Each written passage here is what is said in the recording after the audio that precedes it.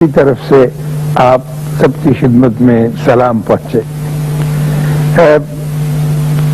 اس محفل میں کوئی بات طے نہیں ہوتی یا میں سوچ کے نہیں آتا کہ کیا بات آج کریں گے، بیچ میں گفتگو کے دوران ہی کچھ نہ کچھ نکل آتا ہے اور وہ آپ تک پہنچ جاتا ہے۔ لیکن آج پہلی مرتبہ مجھ سے فرمائش کی گئی ہے کہ آپ اپنے بابا کے بارے میں کچھ بات ضرور کریں۔ پہلے ابتدا میں تو کی، پھر اس کے بعد کچھ اور موضوعات رہے، پھر کہیں ان موضوعات سے بھی پھسل کر آگے نکل گئے، تو آج یہ فرمائش جو ہے مجھے بھی دل سے پسند آئی ہے، اور آپ سب نوجوان ہیں اور یہ بات میں کئی مرتبہ بتا چکا ہوں کہ بابے کون ہوتے ہیں، یہ کیوں ہماری زندگیوں میں آ گئے اور ان کے ساتھ کیا تعلق ہوتا ہے، اور ملتان میں بابے کیوں زیادہ ہوتے ہیں اور شہروں میں کیوں کم ہوتے ہیں، وغیرہ وغیرہ۔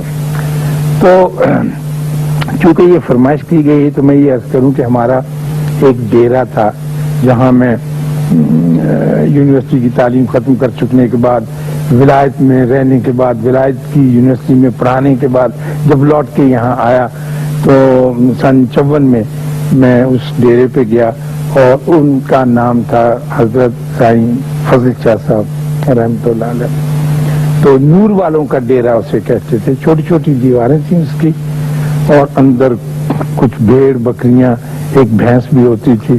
صفائی کا انتظام ایسا اچھا نہیں تھا، کیونکہ جب آدمی صفائی کی طرف توجہ دینے لگتا ہے تو باہر کی صفائی کی طرف زیادہ توجہ دیتا ہے، اندر کی صفائی کی طرف کم ہو جاتا ہے۔ خیر، یہ میرے لیے ساری نئی باتیں تھیں، تو آپ اس کا اندازہ لگا سکتے ہیں کہ وہ کس نوعیت کا اور کس قسم کا ہوگا۔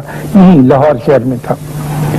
تو ایک روز ہمارے بابا جی کو یہ بڑا شوق تھا، وہ بیچارے تعلیم یافتہ نہیں تھے، لکھنا پڑھنا بالکل نہیں آتا تھا، لیکن انہوں نے کہیں سے ایک لفظ انگریزی کا نوٹ سیکھا، NOT۔ جب کوئی بات بہت خیال انگیز ہوتی تھی، نہایت تھاٹ پرووکنگ، تو وہ انگلی اٹھا کے کہتے تھے نوٹ، اور ہم سب چونک کے متوجہ ہو جاتے تھے کہ ودن انورٹڈ کاماز سب کوئی بات ہوگی اور ہم اسے سنبھال کے رکھیں اور یہ آئندہ زندگی میں کام آئے گی۔ اسی طرح ان کے ارد گرد جو لوگ تھے ان کو بھی انہوں نے خطاب دے رکھے تھے ماڈرن قسم کے۔ مثلا ایک ڈاکٹر صاحب تھے وہاں پر، ڈاکٹر اشرف فاضلی صاحب، تو دوسرے جو ان کی خط کتابت کا کام کرتے تھے، وہاں ڈاک آتی تھی اس کا جواب دیتے تھے، ان کو وہ سیکرٹری صاحب کہتے تھے۔ تو جو حساب کتاب پیسے ویسے لوگ دے جاتے تھے کھانے دانے کا، تو ان کو وہ فائنانس سیکرٹری کہتے تھے۔ تو یہ لوگ بھی بڑے خوش ہوتے تھے کہ بیٹھے بٹھائے اتنے بڑے رتبے مل گئے۔ تو ایک روز ہم نے یہ فیصلہ کیا کہ یہاں بہت اچھی باتیں ہوتی ہیں اور بہت توجہ طلب باتیں ہوتی ہیں، تو کیوں نہ یہاں سے ایک رسالہ نکالا جائے اور وہ چھاپا جائے اور چھاپ کے لوگوں میں تقسیم کیا جائے۔ بڑی اچھی بات تھی، ایسے ہی ہوتا ہے۔ تو ہم نے بیٹھ کے وہ رسالے کا پورا ایک ڈمی تیار کی، اس کا فارمیٹ سوچا۔ ڈاکٹر اشرف فاضلی صاحب اس کے ایڈیٹر قرار دیے، سیکرٹری صاحب جو تھے ظاہر ہے وہ تو اس کے ایڈمن آفیسر منصب میں اعلیٰ وہی تھے، میں نے کہا تھا میں بھی کچھ لکھوں گا، یہ سارا تیار کیا۔ تو ہم یہ ساری اسکیم بنا کر ان کی خدمت میں لے گئے۔ ہم نے کہا جی کہ ہم ایک رسالہ نکالنا چاہتے ہیں۔ تو انہوں نے کہا کہ پہلے بھی ایک نکلا تھا یہاں پہ، تھوڑی دیر کے نکلا وہ بند ہو گیا تھا۔ تو کہنے لگے آپ رسالہ کیوں نکالنا چاہتے ہیں؟ تو ڈاکٹر صاحب نے کہا اس لیے کہ ہم آپس میں اتحاد اور یونٹی پیدا کرنا چاہتے ہیں، لوگ ایک دوسرے کے قریب آئیں گے اور ملیں گے، اور ان کو یہ میسج جو ہے یہ دور دور تک پہنچتا رہے گا اور استفادہ ہوگا اس کا۔ تو آپ نے کہا کہ آپ اور ہماری بڑی آرزو ہے کہ مسلمان ایک ہوں، ان میں یونٹی ہو، ان میں اتحاد ہو، ان میں یکجہتی ہو۔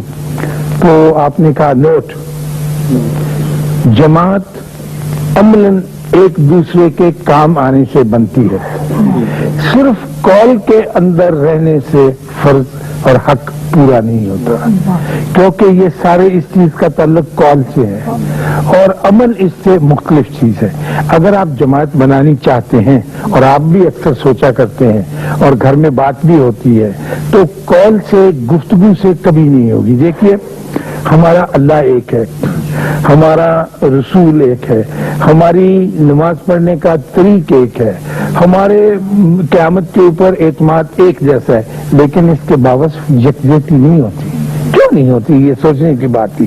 تو ایسی باتیں بابوں کے یہاں سے ملتی ہیں کہ جب تک ایک دوسرے کا دکھ درد نہیں سہو گے، ایک دوسرے کے بارے میں نہیں جانو گے کس کیفیت سے گزر رہا ہے، تو اس میں گفتگو کر دینے سے کام نہیں بنے گا. تو کہتے تھے نوٹ، جماعت عملاً ایک دوسرے کا ساتھ دینے سے وجود میں آتی ہے، خالی قول کے ساتھ جماعت کی یکجہتی کا حق ادا نہیں ہوتا. تو آپ عمل میں داخل ہوں گے تو پھر یہ کام ہوگا، ورنہ نہیں ہوگا.